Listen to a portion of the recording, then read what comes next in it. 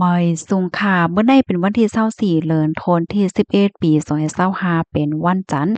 ในตอนในค่ะเฮาได้มาอ่านแหนข่าวงาวแก้งไทยใหญ่ออกมาเที่ยงเหย้านะคะเอาพี่น้องค่ะ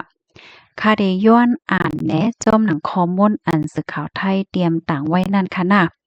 เมื่อในกำเหลียวค่ะวันที่24เดือนธันวาคมที่11ปี2025ได้มีข่าวงาวออกมาว่าเมื่อกลางในเจ้าค่ะนะเตียงขึ้นจ่าย1โมงปลาย55นาทีนั่นแหละ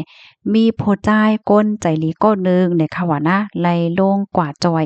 เมื่อเดมันได้ก่อวนว่าเป็นเพกึ่งกลางเฮ็ดนั้นในว่าก้วยกะว่าซ้ำถูกหญ้าแกงไทยใหญ่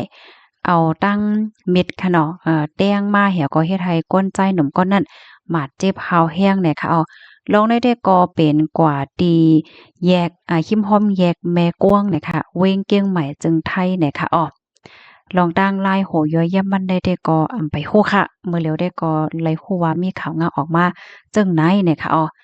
ลองตั้งโหย้อยย่ำมันเตสิเป็นคือเป็นหากว่าแหน่เฮาค่ะก็ไปด้วยกว่าเที่ยงเนี่ยค่ะ